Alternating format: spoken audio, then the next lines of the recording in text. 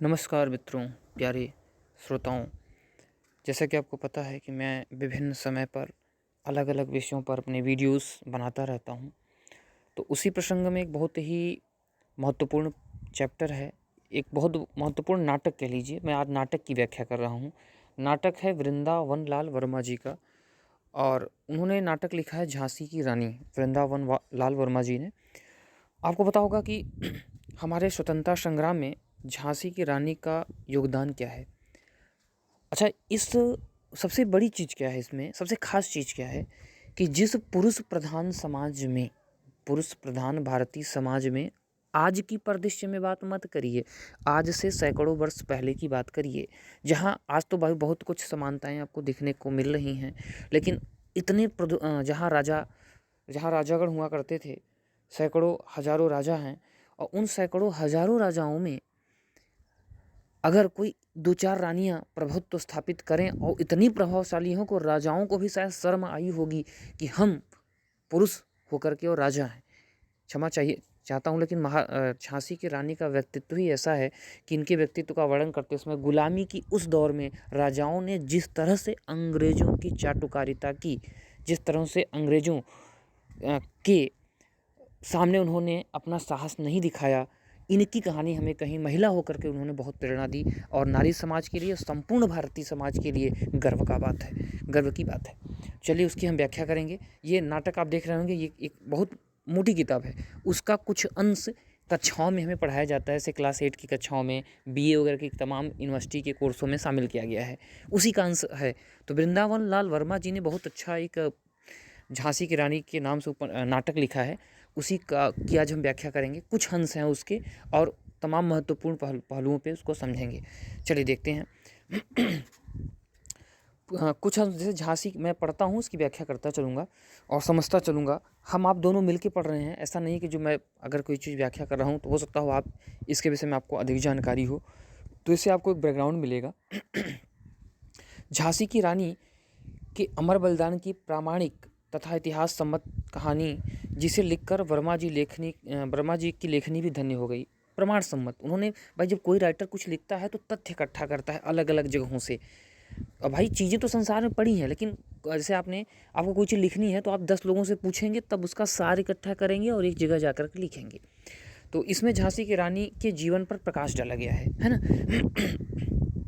पर वाह वाह नहीं निकली। देखिए यहाँ ठीक है, राजा ने पूछा, ये कहानी कैसे शुरू होती है। खुदा बख्श जरा झेपा, खुदा बख्श जरा झेपा, झेप को दबाने के लिए मुस्कुराकर बोला, ठीक है, हुजूर उसके लिए कोई जगह नहीं। नाटक ऐसे लिखा जाता है कि उसको मंच पे खेला जा सके, 10 लोग उसका कैरेक्टर बन करके आपस में नाटक खेल सकें, इसलिए इसको इस तरह से लिखा जाता है, उसका मंचन किया जा सके। तो राजा इस बात को पीकर रह गए। खेल की समाप्ति पर दर्शक नाटक शाला के बाहर गंगाधर राव श्रृंगार कक्ष में, गंगाधर राव आपको पता हो रानी लक्ष्मीबाई के से संबंधित हैं, तो श्रृंगार कक्ष में मोतीबाई अब भी मलिन वेश में थी। मलिन आप समझते हैं ना, मलिन मतलब होता गंदे कपड़े पहन करके, उस तरह का मलिन वेश कहते हैं, वेशभूषा। अभिनय के विषय में सम्मति सुनने के लिए प्रणाम करती हुई राजा के सम्मुख आई।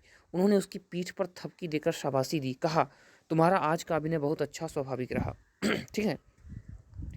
कालिदास महान हैं, उन्होंने उस समय शकुंतला के हृदय को जो आंसू दिए थे, शकुंतला के हृदय को जो आंसू दिए थे, आप समझिए।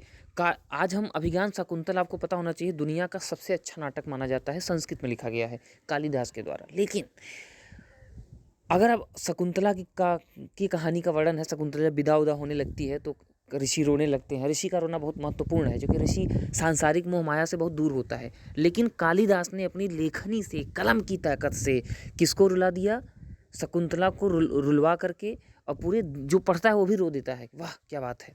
तो उन्होंने अपनी पीठ पर थपकी देकर शाबाशी दी, कहा तुम्हारा आज का अभिनय बहुत अच्छा और स्वाभाविक रहा। कालिदास महान है। उन्होंने, आप लोग अपने घरों में जब देखते होंगे भी आता है श्री कृष्णा वगैरह, तो श्री कृष्णा का जो रोल करने वाले एक्टर बनर्जी हैं, उनका मैं देख रहा था, वो उनका आचरण लगभग वो आध्यात्मिक जैसे स्वभाव में ढल गया है। तो जब कोई अभिनय दिल से करता है ना, तो वो चीज़ उसके स्वभाव में भी लगभग परिलक्षित होती है, अर्थात दिखती है।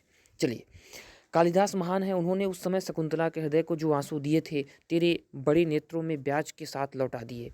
ठीक है। मोतीबाई प्रसन्नता के मारे फूल गई। ये तारीफ कर रहा है राजा, जो अभिनय से मंच से अभिनय, राजा लोग के संरक्षण में अभिनय होता था, वही लोग पैसा वैसा दिया करते थे अभिनय करने के लिए। तो राजा ने उसको एक बड़ा बाग जागीर में दे दिया। राजाओं के पास बहुत संपत्ति होती थी, जागीर में दे दिया कि ले जाओ, तुम बहुत अच्छा अभिनय किया तुमने, ले जाओ दान में। दूसरे दिन राजा गंगाधर राव कौन था पता है? ये लक्ष्मीबाई के पति थे। खुदाबख्श को राज दरबार से अलग कर दिया और घोषणा करवाई कि यदि खुदाबख्श फिर कभी झांसी शहर में दिखाई पड़ा तो उसके नंगे शरीर पर कोड़े लगवाए जाएंगे। कुछ राजा नाराज थे खुदाबख्श से। लोगों को इस आज्ञा पर आश्चर्य था, परंतु लोग राजा का सुलभ कोपी स्वभाव जानते थे। सुलभ कोप समझते हैं? ये बड़ा अच्छा शब्द आया है। सुलभ कोप कहते हैं जिसको गुस्सा बड़ी आसानी से आ जाता हो, जल्दी जल्दी आ जाता हो। कुछ लोग संसार में से होते हैं, उनको गुस्सा बहुत तेज आता है, मतलब मिनट 2 मिनट में गुस्सा आ जाता है उनको। आपको डर लगेगा ऐसे इंसानों को देखे, कहीं गुस्सा ना आ जाए उनके अंदर, है ना। आप उनको देखेंगे तो लगे यार कहीं गुस्सा ना जाए बंदा ये। अब बचते बात भी करेंगे तो बस संभल के बात करेंगे, कहीं ये सुलभ कोप हैं, हर 1 मिनट 2 पे गुस्सा आ जाते हैं। वो आपको लगे नहीं, बात आपसे करते रहेंगे अचानक गुस्सा आ जाएगा, तो ऐसे व्यक्तियों को सुलभ कोप कहते हैं। कोप माने होता है गुस्सा। तो राजा का स्वभाव सुलभ कोप था, इसलिए किसी खास कारण को जानने की लालसा जनता में नहीं हुई, क्योंकि जनता सोचती है यार खुदाबख्श को तो राजा बहुत पसंद करते थे, अचानक क्यों नाराज हो गए। अच्छा, जनता कोई पूछने जाता, राजा सब जानते बड़ा तेज गुस्सा आता है, तो कोई पूछा ही नहीं, जाने दो। दीवान रघुनाथ सिंह और राजा दुल्हाजू के मन में असली कारण के विषय में जो शंका थी उन्होंने किसी पर प्रकट नहीं की। उन्होंने सोचा कि इस नाटकशाला से दूर ही रहना चाहिए, और राजा ही नाटक करवा रहे थे। लक्ष्मीबाई के पति जो गंगाधर राव थे, उसमें लक्ष्मीबाई महिला थी, जैसे कि आम महिला घर में रहती है। तो ये पति की मरने के बाद वो और ताकती हो गई, उन्होंने संभाला जब अपने राज्य को। आगे देखते हैं। फिलहाल एक नाटक बहुत बड़ा है, उसका कुछ अंश मैंने लिया है, आपका जिज्ञासा होगा तो पूरा नाटक पढ़िएगा। उन्होंने सोचा कि इस नाटकशाला से दूर ही रहना चाहिए, परंतु राजा के निमंत्रण की अवज्ञा भी कैसे कर सकते थे। मोतीबाई सावधानी और लगन के साथ नाटकशाला में काम करती रही, परंतु दर्शकों में खुदाबख्श को उसने फिर कभी नहीं देखा। ठीक है, दर्शकों में वो भी एक था, खुदाबख्श भी नाटककार था। और न कभी गंगाधर राव ने मोतीबाई को किसी विशेष दर्शक पर आंखों को केंद्रित करते पाया। इच्छा रखते हुए भी मोतीबाई रंगमंच पर फिर कभी बड़े बड़े आंसू नहीं निकाल सकी।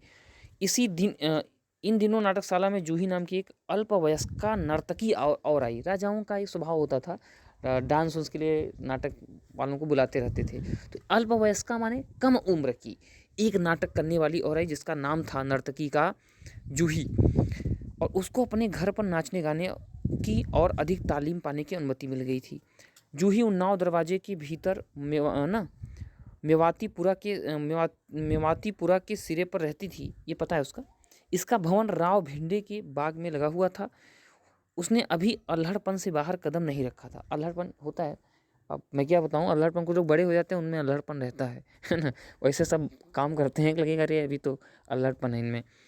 तो रंगमंच पर मतलब एक कहते हैं ना चुलबुलापन अंदर रहता है। रंगमंच पर इसका नृत्य और गायन अधिक होता था, अभिनय कम होता था। नृत्य और गायन ज़्यादा करती थी। अब मेरा भी स्वभाव है, मैं टीचिंग करने के दौरान जैसे कभी कभी होता है ना, चीज़ों को अच्छी ढंग से प्रस्तुत करना, किसी भी विषय को। तो कुछ लोगों का स्वभाव होता है कि वो जब मंच पे होते हैं तो गायन वायन ज़्यादा करते हैं। आगे देखेंगे। यह बाग ओरछा दरवाजे के भीतर दरवाजे से लगा हुआ था। ओरछा आपने सुना होगा। आजकल इसके एक सिरे पर सड़क के किनारे मस्जिद है, बाकी से साग भाजी की खेती होती है। ये लिखा है राइटर ने ना, उदय एक, चूँकि नाटक इसी क्रम में लिखा गया है। उदय जैसे कांड होते हैं ना, इसी तरह उदय में लिखा गया है। जैसे रामायण में बालकांड, एकांड, सर्ग होते हैं। तो वर्षा का अंत हो गया, क्वार उतर रहा था। हिंदी महीनों का आपको नाम पता होगा तो आपको पता चलेगा क्वार क्या होता है। कभी कभी झीनी बदली हो जाती थी, परंतु संध्या के समय आकाश बिल्कुल स्वच्छ था। सूर्यास्त होने में थोड़ा विलंब था। बिठूर के बाहर गंगा के किनारे 3 अश्वारोही तेजी से चले आ रहे थे। तीनों बाल्यावस्था में थे, एक बालिका 2 बालक। एक बालक की आयु 16 वर्ष, ठीक है, दूसरे की 14 से कुछ ऊपर, बालिका की 13 साल से कम थी। ये तीनों को ध्यान रखिएगा, या जो मैं बता रहा हूँ नाटक को जब आप समझेंगे, वृंदावन लाल वर्मा की नाटक, तो 3 व्यक्ति थे, 16, 14, 13। अब समझिए, बड़ा बालक कुछ आगे निकला था। बालिका ने अपने घोड़े को एड़ लगाई। घोड़े को एड़ मतलब होता है उसको था लगाना। बोली, एक लड़की भी मतलब तीनों घोड़े पे सवार थे, 2 लड़के 1 लड़की। अब आप धीरे धीरे कल्पना करने लगे होंगे, हो सकता हो आप समझदार हो तो माइंड में फिगर आ गया हो। तो बोली, देखो कैसे आगे निकलते हो, और वह आगे हो गई। बालक ने बढ़ने का प्रयास किया तो उसका घोड़ा ठोकर खा गया और बालक धड़ाम से नीचे जा गिरा, क्योंकि घोड़ा ऊंचा होता है, ठीक है। और लड़की आगे निकल गई, तेज तरार लड़की थी। आगे देखिए, बालक ने बढ़ने का प्रयास किया तो उसका घोड़ा हो गया ना, सूखी लकड़ी के टुकड़े से उसका सिर टकरा गया, खून बहने लगा। ओहो हो, लड़के के जो लड़का था उसके जो है सर से खून बहने लगा। घोड़ा लौटकर घर की ओर भाग गया, और घोड़ा भी थोड़ा सा जचक गया, और वो जो है गांव में होता है जचकना ना, बिदक गया और भाग गया। बालक चिल्लाया, मनु में मरा, मनु में मरा, ठीक है। बालक बोला, मनु में मरा, मनु में मरा, मुझे बचाओ, मुझे बचाओ। लड़का बोलता है। एक्चुअली ये मनु, आप कल्पना कर रहे होंगे, झांसी की रानी थी, बाद में बनी। इनका बचपन का नाम मणिकर्णिका भी था। एक मूवी भी बनी है, कंगना रनौत की फिल्म है मणिकर्णिका द क्वीन, आप उसको देखिएगा। बालिका ने तुरंत अपने घोड़े को रोक लिया। लड़की रोकी, भाई वो तेज तरार लड़की, वो नहीं गिरी, और मोड़ा। लड़की देखिए उम्र भी कम है, आप देख रहे होंगे, मोड़ा और उस बालक के पास पहुंची। एक क्षण में तड़ाक से कूदी और एक हाथ से घोड़े की लगाम पकड़े हुए झुककर घायल बालक को ध्यानपूर्वक देखने लगी। फड़ाक से मतलब लगाम पकड़ा घोड़े का, नीचे कूदी। माथे पर गहरी चोट आई थी और खून बह रहा था। बालिका मिठास के साथ बोली, घबराओ मत, चोट बहुत गहरी नहीं है, लहू बहने का कोई डर नहीं है, चिंता मत करो, खून बहने दो, कोई दिक्कत नहीं है, हम उसको चलते हैं ट्रीटमेंट करवाते हैं। मझला बालक भी पास आ गया, एक लड़का भी ना उतर पड़ा और विह्वल होकर अपने साथी की चोट को देखने लगा। नाना, तुमको तो बहुत चोट लग गई, उस बालक ने कहा। नाना उसका नाम था, नाना लड़का छोटा था, ये मत कहिएगा नाना, ठीक है। नहीं, बहुत नहीं, बालिका मुस्कुरा कर बोली, अभी अभी लिए चलती हूँ, कोठी पर मरहम पट्टी हो जाएगी। भाई राजघराने से थे लोग, और शीघ्र चंगे हो जाएंगे। कैसे ले चलोगी मनु, बड़े लड़के ने कातर स्वर में कराहते हुए कहा। जिसको चोट लगी थी बड़े लड़के को, बोले कैसे ले चलोगी। तो बड़े लड़के ने कातर स्वर में कराहते हुए पूछा। मनु ने उत्तर दिया, तुम उठो, मेरे घोड़े पर बैठो, मैं उसकी लगाम पकड़े तुम्हें अभी घर ले चलती हूँ। मेरा घोड़ा कहाँ है, घायल ने उसी स्वर में प्रश्न किया। और अपने घोड़े के बारे में लड़की ने पूछा जो घायल था। कहा मेरा कहाँ गया, उसका तो आपने सुना पीछे ना, भाग गया था। मनु ने कहा, भाग गया, चिंता मत करो, बहुत घोड़े हैं, मेरे घोड़े पर बैठो जल्दी, ठीक है नाना, जल्दी। नाना बोला, मनु मैं सध नहीं सकूँगा। मनु ने कहा, मैं साध लूँगी, उठो, ठीक है। नाना उठा और मनु एक हाथ से घोड़े की लगाम थामे रहे, दूसरे से उसे खून में तर नाना को बैठाया और बड़ी फुर्ती के साथ उचट कर स्वयं पीछे जा बैठी। सोचिए, उसको आगे बैठाया और पीछे जा बैठी। एक हाथ से घोड़े का लगाम संभाला, दूसरे से नाना को थामा और गांव की ओर चल दी। इस तरह की लड़कियां भी हमारे भारत देश में हुई हैं, आप कल्पना कर सकते हैं, ठीक है। लेकिन उनको शिक्षा और संस्कार अगर दिए जाएं तो आगे देखिए। पीछे पीछे मझला बालक भी चिंतित व्याकुल चला। जब ये गांव के पास आ गए तब कोई सिपाही घोड़े पर सवार इन बालकों के पास आ पहुंचे। चोट लगी तो नहीं, भाई राजघराने से थे तो उनके सिपाही तुरंत उतर के आए, इनके सिपाही थे, इन्हीं राजकुमारियों के। और बोला, ओफ बहुत खून निकल गया है, आओ मैं लिए चलता हूँ। उसने बोला। घर पर घोड़े के पहुँचते ही हम समझ गए थे कोई दुर्घटना हो गई है इत्यादि उद्गार इन आगंतुकों के मुँह से निकले। इन लोगों के अनुरोध करने पर भी मनु नाना को अपने ही घोड़े पर संभाले हुए ले आई। कोठी के फाटक पर पहुँचते ही एक उतरती अवस्था का और दूसरी अधेड़ वय का पुरुष मिले, ठीक है। उतरती अवस्था मतलब अवस्था उतरती मतलब बहुत ही किसी का अवस्था उतर मतलब 40 वर्ष के बाद जो है अवस्था उतरना माना जाता है, 40 से पार हो गए, ठीक है। एक अधेड़ 50 के प्लस मिले, 2 लोग मिले इनको। दोनों त्रिपुंड लगाए थे, त्रिपुंड माने चंदन लगाए थे दोनों। उतरती अवस्था में रेशमी वस्त्र पहने था और गले में मोतियों का कंठा, अधेड़ सूती वस्त्र पहने था। उतरती अवस्था वाले को कुछ कम दिखता था। उसने अपने अधेड़ साथी से पूछा, क्या ये सब आ गए मोरोपंत? हाँ महाराज, मोरोपंत ने उत्तर दिया। जब ये बालक और निकट आ गए तब मोरोपंत नामक व्यक्ति ने कहा, अरे यह क्या, मनु और नाना दोनों लहू लहान हैं। भाई मनु को कोई खून लग गया था, क्योंकि मनु वो खून बह रहा था उसका। जिनको मोरोपंत ने महाराज कहकर संबोधित किया था वह पेशवा बाजीराव द्वितीय थे। आपको पता होगा, हिस्ट्री पढ़िएगा तो पेशवा बाजीराव द्वितीय से संबंधित आपको जानकारी होगी। उन्होंने भी दोनों बच्चों को रक्त से सना देखा तो घबरा गए, कह रहे तो खून से पूरे लथपथ हैं। सिपाहियों ने झटपट नाना को मनु के घोड़े से उतारा। मनु भी कूद पड़ी। मोरोपंत ने उसको चिपटा लिया।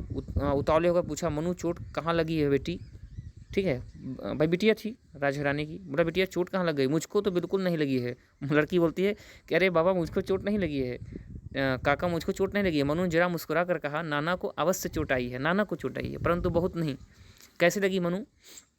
पूछते हैं उससे। बाजीराव ने प्रश्न किया। बाजीराव पेशवा बहुत हिस्ट्री के बहुत फेमस व्यक्ति हुए हैं।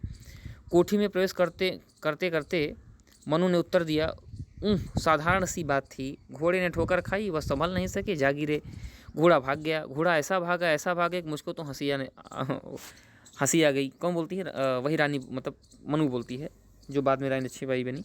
मोरोपंत ने मनु के इस अल्हड़ेपन पर ध्यान नहीं दिया, और नाना को मोरोपंत ने मनु के इस अल्हड़ेपन पर ध्यान नहीं दिया। नाना को ठीक है, आगे देखिए। वे इस बात पर मन ही मन प्रसन्न थे। बाजीराव को सुनाते हुए मोरोपंत ने पूछा, तू नाना साहब को कैसे उठा लाई? मनु ने उत्तर दिया, कैसे भी नहीं, वह बैठ गए, मैं पीछे से सवार हो गई।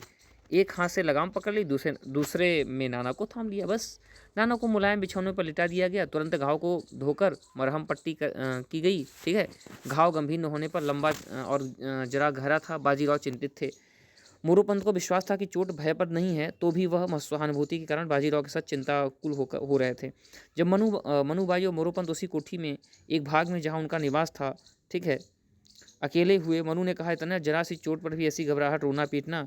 बेटी, चोट जरा सी नहीं, कितना रक्त बह गया है। आप लोग हमको जो पुराना इतिहास सुनाते हैं, उसमें युद्ध क्या रेशम की डोरों और कपास की पनौतियों से हुआ करते थे? ये मनु ने कहा कि आप लोग बताते हैं महाभारत में ये हुआ, रामायण में ये हुआ, इतने सर कट गए, तो क्या इसे उसमें खून नहीं बता था क्या? और बताते तो बहुत हैं, आप घबराने लगे आप लोग।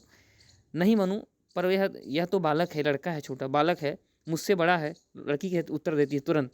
भाई सोचिए, तब झांसी की रानी बनी। बचपन से मैंने कहा था कि जब कोई महान बनना होता है तो उसके बचपन से लक्षण समझ में आने लगते हैं। तो बोली लड़की कि नहीं, ये मुझसे तो बड़ा है उम्र में। मैं इसको लाद के ले आई, मुझसे बड़ा है, मलखम्ब और कुश्ती करता है। बाला गुरु उसको शाबाशी देते हैं। कहीं जब कुश्ती करता है मैदान में तो खूब शाबाश करते हैं, वाह, पटक दिया उठा के। अब कहाँ, अब कहाँ चला गया इसकी वीरता? अभिमन्यु क्या इससे बड़ा था? अभिमन्यु 16 साल की उम्र में मारा गया था, आपको पता होना चाहिए। तो 16 साल की उम्र उसकी भी थी, जो लड़का घायल हुआ था। तो वो मतलब कहते हैं ना, उपहास कहती है, व्यंग्य कहती है, क्या अभिमन्यु इससे बड़ा था? मनु, अब वह समय नहीं रहा बेटा, अब काफ़ी कलयुग आ गया है। ऐसा कहते, क्यों नहीं रहा काका? वही आकाश है, वही पृथ्वी है, वही सूर्य है, वही चंद्रमा है, वही नक्षत्र है, सब वही हैं। तू बहुत हट करती है। अब लड़की को बोलते हैं, तो बचपन से ही झांसी की लक्ष्मीबाई जिद्दी थी, क्या तू बहुत हट करती है। जब मैं सवाल करती हूँ तो आप इस प्रकार के मेरा मुंह बंद करने लगते हैं। मैं ऐसे तो नहीं मानती, मुझको समझाइए, अब क्या हो गया है? आप कसम से कह रहे हैं, मैं विश्वास के साथ, दावे के साथ कहता हूँ, आपने अगर इस ग्रंथ को बढ़िया से पढ़ लिया, नाटक को पूरा, तो आप बिना रोए नहीं रह सकेंगे। नंबर 1 का नाटक है ये। अब इस देश का भाग्य लौट आया, तब जाके झांसी की लक्ष्मीबाई आपको प्राप्त हुई है। आज इस पर आप गर्व करते हैं। जब इस देश को भाग्य लौट गया, अंग्रेजों के भाग्य का सूर्योदय हुआ है। उन लोगों को प्रताप के सामने यहाँ के जन निस्तेज हो गए हैं। एक का भाग्य दूसरे ने नहीं पढ़ा। यह सब मनगढ़ंत है, डरपोकों का ढकोसला है। तू जब और बड़ी होगी तब संसार का अनुभव तुझको भी यह सब स्पष्ट कर देगा। ये उसके गार्जियन कहते हैं लक्ष्मीबाई के। मैं डरपोक कभी नहीं हो सकती, ये उसने कहा। सोचिए, बचपन के उसके शब्द थे, बाद में क्या हुआ आपको पता होगा। आप कहा करते थे कि मनु, तू ताराबाई बनना, जीजाबाई बनना, सीता होना, यह सब भुलावा क्यों? अथवा क्या ये डरपोक थी? बेटी, ये सब सती वीर थी, परंतु समय बदल रहा है, बदल गया है। यह तो हेर फेर कर वही सब मनमाना तर्क है। फिर कभी बताऊंगा। ठीक है, उसके गार्जियन बोलते हैं, आगे देखेंगे। मनुबाई सवेरे नाना को देखने पहुंच गई। वह जाग उठा था पर लेटा हुआ था। मनु उसके सिर पर हाथ फेरा, स्निग्ध स्वर में पूछा, नींद कैसे आई? सोया हुआ हूँ तो, पर नींद आई गई बनी रही। कुछ दर्द है? नाना ने उत्तर दिया। मनु, वह दोपहर तक ठीक हो जाएगा। तीसरे पहर घूमने चलोगे ना? बोलती है, घूमने चलोगे? भाई परिवार के लोग थे आपस में, तो बोले तीसरे बार घूमने चलोगे ना? संध्या से पहले ही लौट आएंगे। नाना कहते हैं, सवारी की धमक से पीड़ा बढ़ने का डर है। मनु, आरंभ में कदाचित थोड़ी सी पीड़ा हो, परंतु शीघ्र ही उसको दाब लोगे। जब लौटोगे याद रहेगा कि कभी चोट लगी थी। मनु कहती है, नाना यदि पीड़ा बढ़ गई तो? मनु ने कहा, तो सह लेना, फिर कभी गिरोगे तो चोट कम आएगी ना, चोट कम आएगी नाना। और यदि आज भी फिर फिसल पड़ा तो? मनु कहती है, तो मैं तुमको फिर उठा लाऊंगी, चिंता मत करो नाना। और जो तुम खुद गिर पड़ी तो? मनु कहता है, तब मैं फिर सवार हो जाऊंगी, है ना, किसी की सहायता नहीं लेनी पड़ेगी और घर आ जाऊंगी। नाना, मेरे बस का नहीं है। मनु, लड्डू खाओगे? नाना, मुझे चुपचाप पड़ा रहने दो। मनु, भाई परिवार के लड़के आपस में बातचीत करते हैं तो एक दूसरे से हंसी मजाक करते हैं, वही चल रहा है इसमें। तो नाना, 3-4 दिन लग जाएंगे। किसने कहा? नाना, काका कहते हैं, वैद्य ने भी कहा था। मनु, वैद्य तो लोभवश कहता होगा, पर दादा क्यों कहते थे? नाना, उनसे ही पूछ लेना, मेरा सिर मत खाओ। मनु हंस पड़ी, फिर दाईं ओर का होठ थोड़ा बिल्कुल जरा सा दबा कर बोली, तुम कहते थे बाजी प्रभु देश पांडे की कीर्ति से बढ़कर कीर्ति कमाऊंगा। भाई उनके खानदान में वीर हुए थे पहले, तो वही किस नाम लेती है। तो कहती है तुम तो कहते थे देश पांडे से ज़्यादा, ठीक है, बाजी देश पांडे उन्हीं के परिवार के थे, लक्ष्मीबाई के परिवार के। तो बोलते तुम तो कहते थे कि देश पांडे से ज़्यादा इज्जत कमाऊंगा, और आज जो कि हमारे परिवार के हैं, स्वर्गवासी छत्रपति शिवाजी को अपने कृत्यों से फड़का दूंगा, मतलब उनके ऐसा काम करूंगा कि शिवाजी भी कहेंगे कि यार तुम मुझसे अच्छा काम कर गया, मेरे पूर्वज भी गर्व करेंगे। श्रीमंत प्रधान बाजीराव की बराबरी करूंगा। अब कैसी कैसी बातें कर रहे हो चोट लगने पर। मनु इतनी तीक्ष्णता के साथ बोल रही थी कि बाजीराव ने उसका अंतिम वाक्य सुन लिया।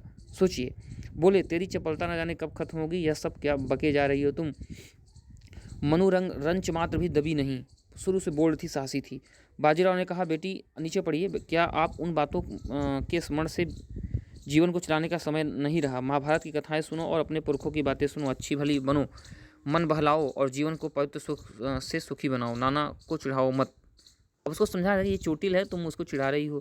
मनु ने मुस्कुराकर होंठ जरा सा दबाया और थोड़ी सी त्योरी संकुचित की और बाजीराव के बिल्कुल पास आकर बोली, क्या हम लोगों को अब सोकर खाकर ही जीवन बिताना खिसियाइएगा दादा। बाजीराव को हंसी आई, कुछ कहना ही चाहते थे कि मरणोपरांत कहते हुए आ गए, मोरोपंत कहते हुए आ गए, नाना साहब को हाथी पर बैठकर थोड़ा सा घूम आने दीजिए, ठीक है, बाहर तैयार खड़ा है। चलिए आगे देखिए। इस तरह से उपन्यास आप पढ़िए। इस तरह से ये उपन्यास बहुत ही लंबा है, इसके कुछ अंशों को मैंने लिया है, ठीक है। ये लगभग मैंने 20-25 पन्ने इसको सर्च करके कवर किया है। और मैंने झांसी की रानी लक्ष्मीबाई के बचपन की चीज़ों को, यदि मैंने पेजों को पढ़ दिया, आप उसको पाज करके देख सकते हैं। इस तरह से मैं इसको कर दे रहा हूँ। इसके कुछ अंश मैंने नेट से उठाए हैं, आप इसको इस तरह से पाज कर दीजिए जैसे मैं इसको आगे बढ़ा रहा हूँ, और इसको पूरा पढ़िए तो आपको पता चलेगा कि लक्ष्मीबाई किस तरह से बचपन से ही गंभीर और साहसी थी। वही साहस उसका अंतिम दम तक चला। उसने घुटने नहीं टेके। ये एक दिन में नहीं हुआ, या एक साल में नहीं हुआ, या 5 दिन में नहीं हुआ। बचपन से वो साहसी प्रवृत्ति की थी, और वो मरणोपरांत उसकी वैवाहिक स्थिति की बात तक चलती रही। आज इतिहास में हजारों साल तक अमर बनने की उसके अंदर क्षमता पैदा हुई। आगे देखेंगे। सूर्य की किरणों, ये चैप्टर का अंश है। अगर किसी बच्चे को इसकी व्याख्या लिखनी हो तो पहले संदर्भ लिखेंगे। वृंदावन लाल वर्मा जी ने इसको लिखा है, और प्रसंग लिखना है, ठीक है। तो इसमें लक्ष्मीबाई के रूप सौंदर्य का वर्णन है, और उनकी वीरता का वर्णन है। इस तरह से इसकी व्याख्या की जाएगी, ठीक है। धन्यवाद आप लोगों को। इसी के साथ इसको आप पढ़ेंगे, सुनने की कोशिश करेंगे, और उम्मीद करता हूँ कि ग्रंथ को आगे के विषय में जानने की जिज्ञासा पैदा